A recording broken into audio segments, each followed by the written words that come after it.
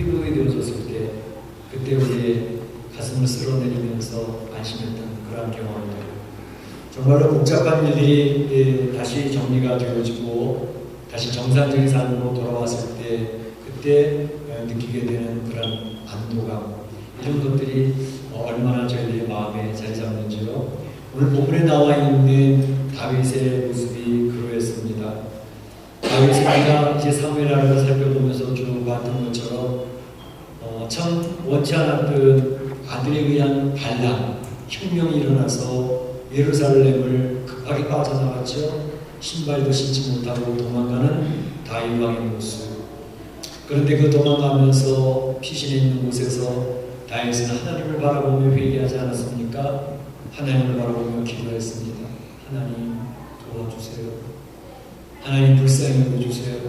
기도하는 가운데 하나님께서 다윗의 기도를 들으시고 응답해 주셨습니다. 그래서 발람군과의 전쟁, 그 전쟁을 하나님께서 승리케 주셨고, 그리고 다시 예루살렘 궁으로 귀환하게 되어지는, 항공하게 되어지는 내용이 오늘 사무엘하 19장에 나와 있는 것이죠.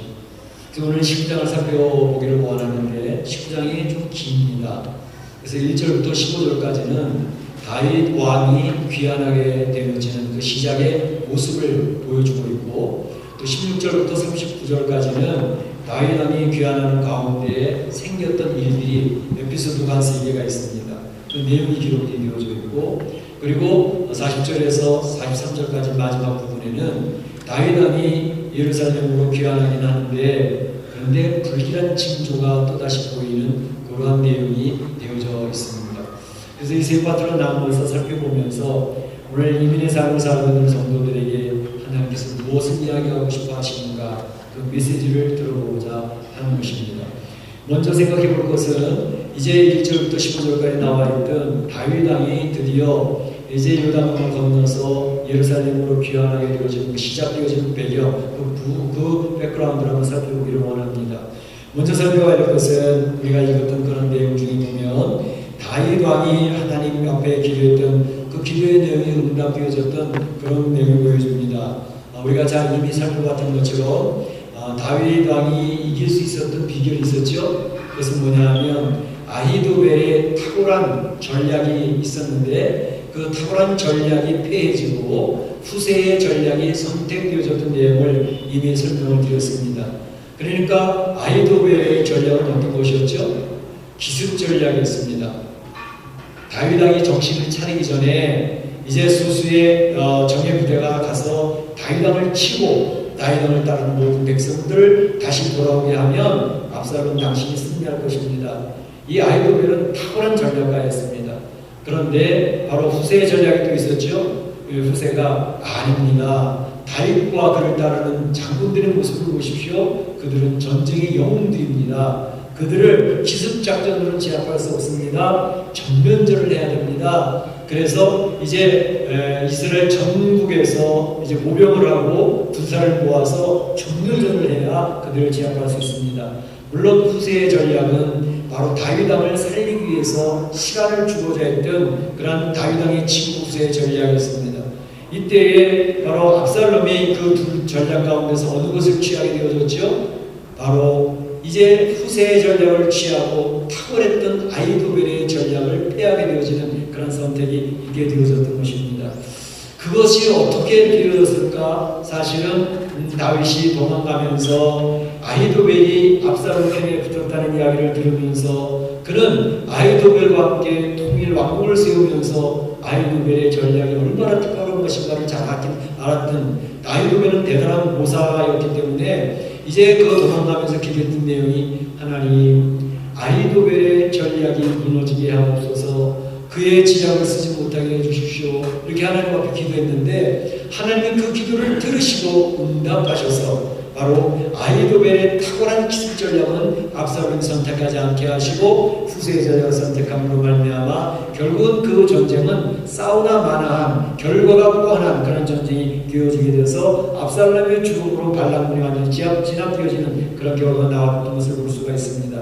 이것을 보면서 우리 하나님의 성도들의 사랑하는 그런 백성의 기도는 반드시 들으시고 응답하시는구나 하는 것을 알 수가 있습니다. 그래서 우리가 생각하는 것은 우리나라 성도들이 2019년을 시작하면서 기도에 힘쓰고 있지 않습니까? 우리 교회적으로도 특별 새벽 기도회를 2주간 하면서 성도들이 나와서 새벽에 그렇게 힘있게 부르짖었습니다. 하나님 앞에 우리 기도를 들어주시도록 나의 개인의 2019년도의 목표와 우리 가정을 지켜주시고 우리 사업들을 보호해 주시도록 하나님 앞에 열심히 기도를 했습니다. 우리의 조국을 지켜주세요. 이 멕시코를 지켜주세요. 열심히 기도를 했는데 하나님께서는 그 기도를 들어주실 줄로 믿습니다. 응답하실 줄로 믿습니다. 하나님은 성도들의 사랑하는 성도의 기도를 기울여 들으시고 그 기도를 반드시 응답하시는 분이기 때문에 우리 2019년도에 여러분이 기도했던 기도를 하나님은 어떻게 응답하시는지 세밀하게 살펴보시기 바랍니다. 하나님은 반드시 여러분에게 응답하실 것입니다. 그런데 이렇게 하나님께서 응답해 주셔서 이제 압살롬의 죽음으로 전쟁이 끝났는데, 근데 그 압살롬의 죽음을 바라보고 있던 다윗의 모습이 오늘 본문에 다시 한번 설명이 되어 있습니다. 물론 전장 18장에서도 그런 다윗의 모습이 드러나기는 했지만 다윗은 그의 아들이 비록 자기를 향해서 반란을 했지만 아들이 죽었다는 소식을 들으면서 얼마나 슬퍼하는지 모릅니다. 내 아들 압살롬아, 내 아들아, 내 아들아, 슬피 울면서 내가 차라리 죽었으면 더 좋았을 뻔했는데 하면서 슬퍼하는 모습을 봅니다. 그러니 전쟁에서 승리했던 그 군사들이 다윗 왕이 슬퍼한다는 소식을 들으면서 슬며시 춤추며 이렇게 다 흩어지고 있는 그런 모습이 오늘 본문에 기록되어져 있는 것이죠. 그런데 이러한 상황을 보고 있던 요압 왕이 다윗 왕에게 찾아옵니다. 다윗에서 하는 말이, 왕이시여, 도대체 지금 뭐 하시는 겁니까? 이게 뭡니까 도대체? 따지고 있습니다. 지금 왕은 압살롬이 살아있고 우리가 다 죽었으면 왕이 그것을 마땅히 여기실 뻔하지 않았습니까? 이제 일어나세요. 저 부하들을 위로해 주시기를 바랍니다. 라고 요청을 합니다. 만일 왕이 일어나 나가서 그 부하들을 위로하지 않는다면 오늘 밤에 왕과 어느 부하도 한 사람도 함께 있지 아니할 것입니다. 그렇다면 왕이 지금 젊은 날부터 지금까지 당하신 모든 화보다도 더 큰 화를 당하게 될 것입니다. 제발 왕의 의무를 이행하세요 라고 요압은 단호하게 이야기를 하는데 마치 협박까지 들리기도 합니다. 요압은 다윗 왕국을 위해서 충성스러운 마음으로 했겠지요. 그런데 뭔가 2%가 좀 부족한 것 같아요. 다윗 왕의 마음을 헤아리지 못하고 있었다는 것입니다. 아버지의 마음을 이해하지 못하고 있었다는 것입니다. 요압의 말이 국가의 안정을 위해서 필요한 말이었고 바른 제안이었지만 아버지 된 다윗 왕, 아들이 죽음당했다는 이야기를 들으면서 슬피 울고 있는 그 아버지의 마음은 헤아리지 못하고 있었다는 점이죠. 왜 이런 모습을 보면서 저희는 하나님의 마음을 한번 생각을 해봅니다. 뭐냐하면 우리 인생은 하나님, 우주를 창조하시고 우리를 지으신 하나님 앞에 내가 하나님 본 적도 없어. 하나님이 뭐 주인은 무슨 주인? 나는 내 생각은 내 삶은 내가 인생의 주인이지 난 내 마음대로 살 거야. 그리고 하나님을 거부하고 내 생각대로 살아왔던 존재가 우리들입니다. 그래서 우리들은 죄의 자리에 물게 되어졌는데 누군가 그럴 겁니다. 제3자 입장에서는 야, 그 말도 안 듣고 불순종하고 맨날 저항만 하는 그 사람들은 처벌받는 게 당연하지 않겠어? 라고 이야기를 하는 것은 사실 상식적이고 바른 말이고 바른 논리일 것입니다. 그런데 그 하나님은 그렇게 하시지 않았다는 거죠. 죄인인 그들 아버지 앞에, 하나님 아버지 앞에 저항하고 거부하고 불순종을 반복되는 그 죄인들을 위해서 하나님은 눈물을 흘리시고 그의 하나밖에 없는 독생자 예수님을 십자가에 내어주시는 것이죠. 그들을 살려내시겠다고 자기가 가장 아끼는 아들을 십자가에서 죽이시는 것입니다.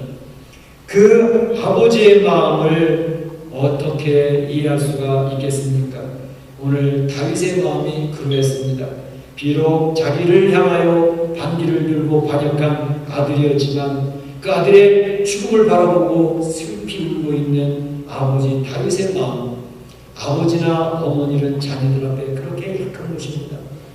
말을 안 듣고 불순종하는 자녀라 할지라도 자녀들이 잘 되기를 원하는 것이 부모의 마음이고, 또 자녀들이 어려움을 당하면 그 아버지나 어머니는 슬피 눈물을 흘리고 힘들어하고 있는 것이 바로 오늘 다윗을 통해서 보여주는데, 이 다윗의 마음이 바로 우리 하나님 아버지 마음을 대변하고 있는 것이라 말할 수가 있겠습니다. 이러한 것이 지금 배경이 되는 가운데에 지금 반기를 들었던 가나안 땅에 있는 그 예루살렘에 있는 이스라엘 백성들에게 새로운 여론이 형성되고 있었습니다.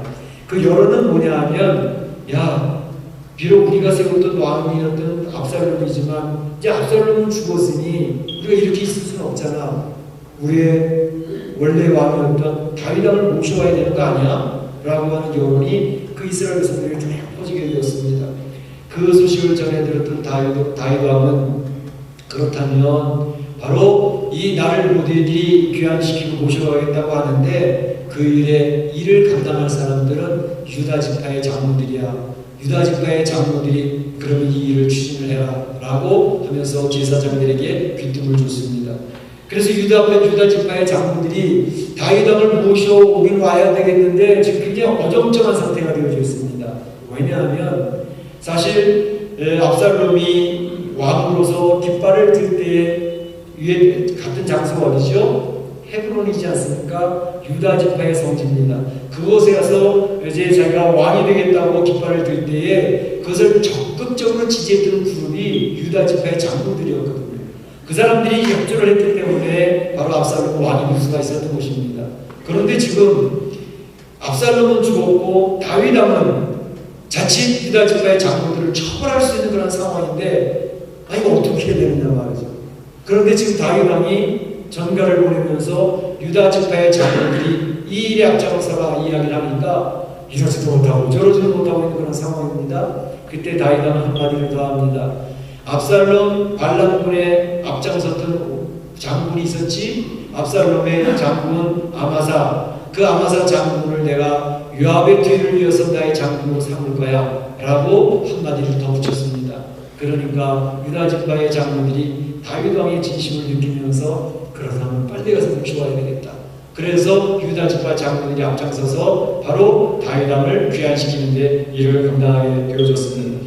그래서 14절에 보게 되면 유다 사람들이 마음을 하나같이 기울게 하며 했습니다. 유다 지파 사람들이 굉장히 두려운 가운데 있었고 어정쩡한 가운데 있었는데 다윗 왕의 말을 전해 듣고 그들이 다윗 왕의 진심을 느끼면서 다윗 왕을 모시는 일에 앞장을 서서 일을 하게 되어졌다는 것이죠. 이것을 보면서 다윗 왕의 리더십을 볼 수가 있습니다. 다윗 왕은 항상 이 이스라엘 백성들이 하나로 통일되기를 원하는 그러한 사명감을 가지고 통일의 왕국을 세웠던 사람입니다.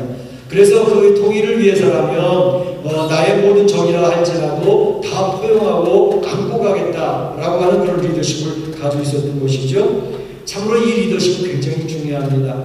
우리 성도들이 이러한 리더십을 배우기를 원하지만 굉장히 쉽지 않습니다. 머리로는 이해가 되는데 감정적으로 받아들여지지가 않는 거죠.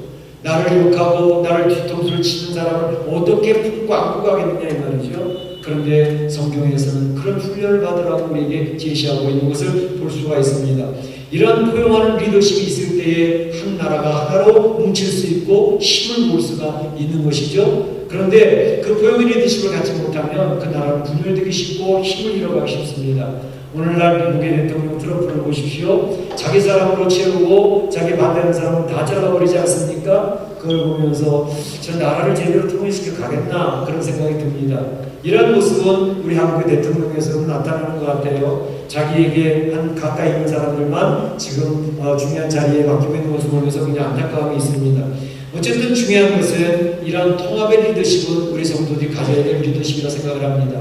왜냐하면 우리 성도들은 이 세상을 지도해 나갈 리더들입니다. 그래서 성경이 얘기하는 것처럼 성도들을 왕같은 제사장이라고 우리의 위치를 알려주고 있는 것이죠. 성도들로 말미암아 하나님은 이 세상을 통치해 나가기를 원하십니다. 그래서 왕같은 제사장의 리더로서의 살아가려면 바로 오늘 다윗이 이렇게 보여줬던 것처럼 통합의 리더십, 포용하는 리더십, 감싸고 품고하는 리더십이 필요하다는 것입니다. 쉽지는 않습니다. 잘 안 됩니다. 머리로는 이해가 되는데 가슴으로 감정으로 받아들이지 않기 때문에 그것을 훈련할 필요가 있다는 것입니다.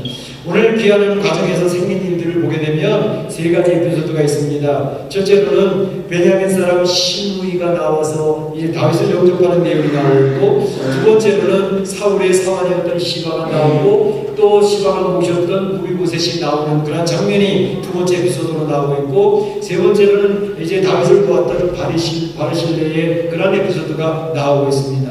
그 내용을 대충 여러분들이 아실 것입니다. 뭐냐면 베냐민 사람 시므이가 뭐 했던 사람이죠? 이 사람은 다윗 왕의 신발도 모시고 도망갈 때 쫓아오면서 돌을 던지면서 다윗을 저주했던 사람이 시므이입니다. 자기가 베냐민 사람이라는 것을 이야기하면서 바로 사울 왕을 무너뜨린 다윗 너는 저주를 받아 마땅하다 이러면서 비유하자라고 하면 욕을 하고 돌을 던졌던 사람입니다. 그런데 다윗 왕이 다시 돌아온다고 하니 큰일 났습니다.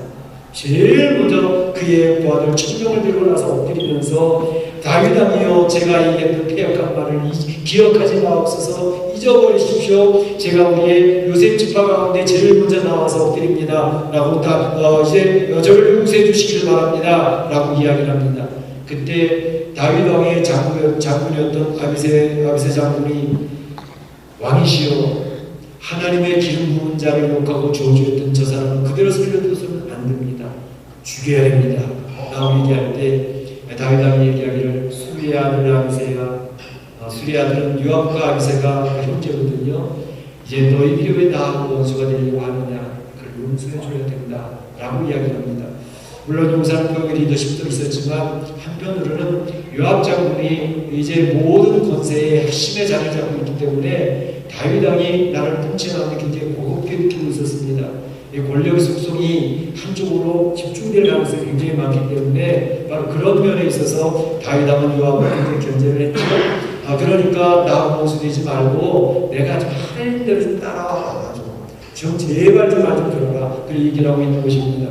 그래서 시므이를 포용하고 나가는 그런 장면이 나오고 있고, 두 번째 내용은 이제 사울의 사환이었던 시바가 나와서 바로 다윗 왕이 무비보셋을 잘 섬기라고 시바에게 사울의 제사를 다 물려줬던 사람 아닙니까? 다 무비보셋을 잘 돌보라고 했는데 무비보셋을 모함했던 사람입니다. 다윗 왕이 도망가고 있을 때 시바가 나와서 다윗 왕에게 좀 친절을 베풀고 먹을 것을 제공하면서 하는 말이 야 너희 주인 무비보셋은 왜 안 왔어? 물어보니 그가 하는 말이 무비보셋이 이야기하기를요 이번엔 좋은 절의 찬스가 왔다고 내가 다시 왕의 자리를 확보할 수 있는 자리가 왔다고 하면서 모함을 하지 않았습니까? 다윗 왕이 그것을 보면서 그래? 그럼 무비보셋이 주었던 모든 재산을 다 시바에게 돌려라. 시바가 그의 재산을 다 차지하는 그런 일이 앞에서 나왔었습니다.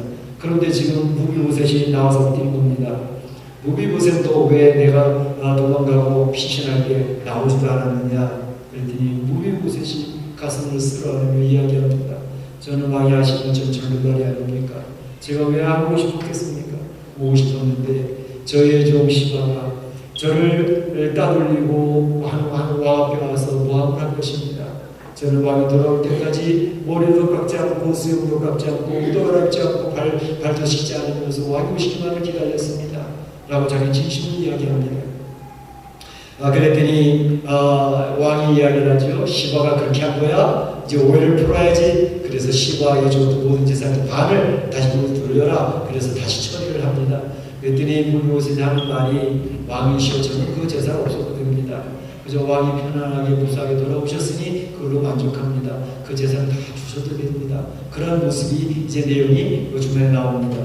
뿐만 아니라 세 번째로 바르실레의 이야기가 나옵니다. 이 바르실레는 이제 다윗 왕이 요단강을 건너 피신했던 길르앗 지역에 있던 거부였습니다.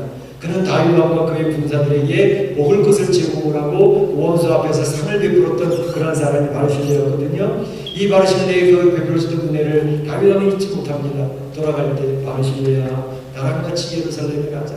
내가 너를 가서 데리고 가고 싶어. 얘기했더니 바르실레라는 말이 제가 지금 80입니다. 이제 가서 뭐 인생을 재밌게 산다고 그러겠습니까? 저는 이제 부모의 위로가 있는 이곳에서 있겠습니다. 단지 정말 하신다면 제가 젊은 친구 하나를 소개할 때니 그를 데리고 가십시오. 저 김함이라고 하는 그런 청년을 소개합니다. 아마도 성경학자들은 그가 바르실레의 아들이 아니었을까 이렇게 이야기를 합니다. 그래서 이제 돌아오게 됐는데 나중에 다윗 왕이 이 세상을 떠나고 유언을 하는 것이 열왕기상 2장에 나옵니다. 그 2장에 보게 되면 이 바르실레를 다시 기억을 하면서 이야기를 합니다. 이 솔로몬아, 바르실레의 후손들의 대우를 잘 해줘라. 그 사람은 내가 압살롬의 비에 어려움을 당할 때 나에게 은혜를 베풀었던 사람이다. 은혜를 잊지 않고 있는 다윗의 모습을 볼 수 있습니다. 그런 다윗의 모습을 보면서 이 다윗은 참 효용할 줄도 알고 또 그 분별력이 없었는데 그 분별을 잘해서 잘 처리를 했고, 그리고 뿐만 아니라 또 이렇게 아름다운 모습으로 은혜를 기억을 하고 은혜를 꼭 갚는 사람으로서의 아름다운 모습이 나타나는 것을 볼 수가 있습니다. 오늘 저희는 다윗의 리더십을 생각을 해보는 겁니다. 다윗의 리더십이 얼마나 멋진가. 통합의 리더십, 다윗의 리더십 같은 것을 배우면 좋겠다 그런 생각을 하는데, 그 다윗의 리더십을 배우고 실천했던 사람이 있습니다. 그 사람은 여러분들이 잘 알고 있는 미국의 16대 대통령 링컨이었습니다. 링컨은 참으로 백악관을 기도실로 바꾸어서 늘 하나님 앞에 기도하는 사람이었고, 어머니가 가난한 중에 물려줬던 다 낡은 성경책 하나를 붙들고 살았던 사람이 링컨 대통령이었습니다. 이 사람의 리더십은 아주 유명한 리더십이 되었기 때문에 이제 윈이라고 하는 사람이 책을 썼는데, 권력의 조건이라고 하는 책을 썼습니다. 팀 오브 라이벌스라고 하는 책을 써가지고 다윗이 소개하고 있는데 이런 내용입니다. 링컨은 자기의 라이벌, 최고의 라이벌을 자기 편으로 만드는 리더십을 가지고 있었다라고 이야기를 합니다. 두 번째로는 그는 남의 이야기를 잘 귀를 기울여 듣는 사람이었고, 자기 이야기를 통해서 그 사람들을 잘 설명하는 그런 사람이었다라는 것을 이야기하고 있고, 세 번째 리더십은 그는 리더의 너그러움을 통해서 충성을 이끌어내는 그런 리더십을 가지고 있었다라고 이야기를 하고 있고, 네 번째는 그는 중요한 가치를 위해서라면, 그 목적을 이루기 위해서라면 자기의 자존심을 내려놓고 때때로 양보할 줄 아는 그런 리더십을 가지고 있었다라고 얘기하고 있고, 다섯 번째로 그는 고통이 있는 삶을 살았습니다. 그가 대통령하면서도 이제 자기 아들을 잃어버립니다. 얼마나 슬퍼하는 아버지였는지 모릅니다. 그런데도 그것을 공감을 할 수 있도록 하면서 그 주변에 있는 사람을 공감하게 하면서 그걸 잘 극복했던 그런 리더십을 가지셨던 사람이다 라고 하면서 그의 리더십이 잘 소개되고 있는 책이 있습니다. 한번 기회가 되면 읽어보시기 바랍니다. 자, 그런데 바로 이런 링컨의 리더십이 오늘 어디서 나왔는가 하면 바로 다윗을 보면서 그런 리더십을 배우게 된다는 것이죠. 성경에서 귀한 인물들의 리더십을 그가 다 자기 것으로 소화를 해서 인생을 그렇게 멋지게 살아가는, 그래서 남북전쟁으로 나라가 분열되고 있던 상황 속에서 적의 자기를 가장 비판하고 자기를 품지 못했던 사람을 자기 가장 측근으로 사용을 하면서 이제 그가 가장 좋은 친구가 되어지는 그런 일을 감당했던 사람이 링컨의 리더십이라는 것입니다. 오늘 다윗이 바로 그런 것을 우리 성도들에게 제시하고 있습니다. 우리 성도들이 이러한 신앙생활을 하면서 이제 왕같은 제사장으로 살아갈 터인데, 바로 이런 왕같은 제사장으로 살아가기 위해서는 이런 다윗이 보여줬던 아름다운 모습, 참 다윗은 그 은혜를 보고 갚는 그런 모습, 또 포용하는 그런 모습 속에서 아름다운 그 인품을 보여주고 있는데, 우리 신앙생활하는 성도들도 이런 주변 사람들에게 따뜻한 모습으로 다가가고 향기나는 멋진 모습으로 신앙의 모습이 드러난다고 하면 그것을 통해서 하나님은 크신 영광을 받으시게 될 것입니다. 뿐만 아니라 그런 성도를 통해서 하나님 나라 확장되어질 것이고 축복의 통로로서 사용되어지는 귀한 일이 이루어지게 될 것입니다. 성도는 매력이 있어야 됩니다. 참으로 성도는 말로 전하는 게 아니라 주변에 있는 사람을 감동시킬 수 있는 성도가 되어질 때에 하나님 앞에 영광을 돌릴 수 있고 인생을 멋지게 살아갈 수 있다는 것입니다. 성도라고 하는데 매력이 없으면 어떻게 되겠습니까? 우리 성도들에게는 향기 나는 그런 매력의 모습을 갖출 수 있기를 주의 이름으로 축복합니다. 마지막으로 한 가지는 귀환하고 돌아온 후에 이제 불길한 징조가 생겼는데 40절 43절까지 이런 내용이 있습니다. 호사다마는 말이 있지요. 호사다마, 좋은 일이 막 생기는데 마귀가 낀다는 거예요. 어려운 일이 낀다는 것입니다. 바로 다윗은 예루살렘으로 귀환하면서 돌아오는 과정에서 그를 대적했던 사람을 용서하고 또 포용을 하면서 또 귀한 사람들이 은혜를 기억으로 고마움을 기도하면서 성공적인 귀환이 이루어지고 있는데 불길한 징조가 나타납니다. 41절부터 43절 보게 되면 그 온 이스라엘 백성들, 그를 모시고 와야 된다고 얘기했던 그 이스라엘 백성들이 바로 유다 지파 사람들 앞에 컴플레인을 합니다. 뭐라 그러냐면 유다 지파 너희들 도대체 뭐냐? 왜 왕을 도둑질해 가느냐? 라고 이야기를 하는 것입니다. 바로 그 왕을 도둑질해서 요단을 건너가게 했는데 너희들만이 그런 일을 했으니 왕위를 도둑질한 것과 똑같다, 그렇게 얘기를 하는 거죠. 그랬더니 유다 지파 사람들이 하는 말이, 왕은 우리 같은 지파의 사람이니 우리가 그렇게 한 것뿐이야 라고 이야기를 하면서, 우리가 왕의 것을 조금이라도 얻어먹은 것도 없고 왕이 우리들에게 선물로 조금이라도 준 것이 없어, 오해하지 말았으면 좋겠다 라고 이야기를 하는 거죠. 그랬더니 이스라엘 지파하고 유다 지파를 제외한 10지파 사람들이 하는 말이, 우리는 왕에 대해서 10몫이 있는 사람들이야, 10지파 사람들이라는 거죠. 그러니 우리가 너희들 유다 지파보다 더 국기가 많은데 바로 왜 우리를 멸시하고 유다강을 건너오는 일에 먼저 우리와 의논하지 아니하고 너희를 끼기만 해먹었냐, 이렇게 이야기를 하는 것입니다. 바로 그 유다 공동체가, 지금 이스라엘 공동체가 그 10몫을 주장하는 이스라엘 사람들과 왕의 정치인이라고 주장하는 유다 지파와의 사이에서 이제 그 분열이 보이고 있는 것입니다. 우선권과 기득권을 주장을 하고 있습니다. 더 큰 권세를 가졌다 이야기를 합니다. 왜 우리를 멸시하고 대우하지 않느냐고 요청을 합니다. 나를 대우하라 라고 이야기를 하는 것입니다. 자기의 세력과 자기 힘을 과시하려고 하는 그런 것들이 나타납니다. 그러므로 위기가 오게 되었습니다. 통일 왕국이었던 이 다윗 왕국이 압살롬으로 말미암아 분열될 뻔하지 않았습니까? 이제 겨우 수습이 되어져가는 과정에 있는데 또다시 분열의 징조가 보이고 있기 때문에 참으로 공동체에 큰 위기가 나타나게 되어졌던 것입니다. 공동체를 분열시키려고 하는 이러한 시도들은 이 기독교 역사에 있는 동안 계속 시도되어졌던 것입니다. 참으로 자기를 주장하면 분열이 되어집니다. 상대방을 존중하면 하나로 뭉칠 수가 있습니다. 그럼에도 불구하고 이 공동체가 계속 되어져가고 사분오일이 되어져가고, 우리가 고린도교회를 살펴보는 것처럼 고린도교회가 사분오일 되어져가지고 갈라지고 있는 모습을 볼 수 있지 않습니까? 공동체를 분열하는 것은 사단 마귀가 하고 있는 가장 중요한 사역 중에 하나인 것입니다. 그렇기 때문에 이런 일이 생기게 될 때 우리 교회 공동체는 영적인 분별력을 가지고 이런 분열의 직동에 말려들면 안 됩니다. 영적인 분별력이라는 것, 이것이 얼마나 필요한지 모르죠. 영적 분별력은 어디서 생길까요? 영적 분별력은 기도하는 사람을 통해서 분별력이 생깁니다. 하나님 말씀을 가까이 하는 사람들이 하나님 뜻을 알기 때문에 그 분별하려고 하는 모든 시도로부터 그것을 잘 지혜롭게 극복할 수 있는 힘이 생기게 되는 것이죠. 그래서 기도하는 성도들은 분별력을 가지고 이런 것을 잘 대처해서 마귀의 그 부하대공에 빠지지 아니하고 걸려들지 않게 되는 것이죠. 우리 하나님께서 우리에게 주시는 메시지는 그런 것들입니다. 바로 오늘 다윗의 리더십을 보면서, 성도들아, 너희는 이 세상을 지도하고 이끌어가야 될 리더들이야, 왕같은 제사장들이라고. 그러니 다윗의 리더십을 배워라, 포용하는 리더십을 배워라, 하나로 묶어가는 통합의 리더십을 배워라, 그렇게 우리에게 요청하고 있는 것입니다. 또 공동체를 파괴하려고 하는 그러한 시도에 영적 분별력을 가지고 이겨내야 되겠는데, 그 정도 이기는 것은 기도하는 사람이 되어져야 분별력이 있다. 기도하지 않으면 영적 분별력에 이러한 모든 것을 잃어버리기가 쉽습니다. 그래서 오늘 이 말씀을 통해서 하나님께서 우리 성도들이 이와 같이 다윗과 같은 멋진 인품을 가지고 포용하며 자기의 은혜 베푼 사람을 또 존중하며 따뜻하게 주변 사람을 돌보고 향기나는 모습으로 매력적인 크리스찬으로서 주변을 감동시키는 멋진 인생의 신앙생활을 생활하라, 이렇게 요청하고 있는 것입니다. 우리 사랑하는 성도들이 그와 같이 다윗 같은 리더십을 가지고 세상을 승리하실 수 있기를 주의 이름으로 축원합니다. 축원합니다. 네, 다 같이 기도하겠습니다. 오늘 받은 말씀 가운데 내 마음 자세한 말씀이 있다면 한 가지를 붙들고 하나님 앞에 기도하시길 바랍니다. 하나님 도와주실 것입니다. 힘을 주실 것입니다. 기도합니다. 사랑의 하나님 감사합니다. 오늘 이 아침에 다윗의 모습을 봅니다.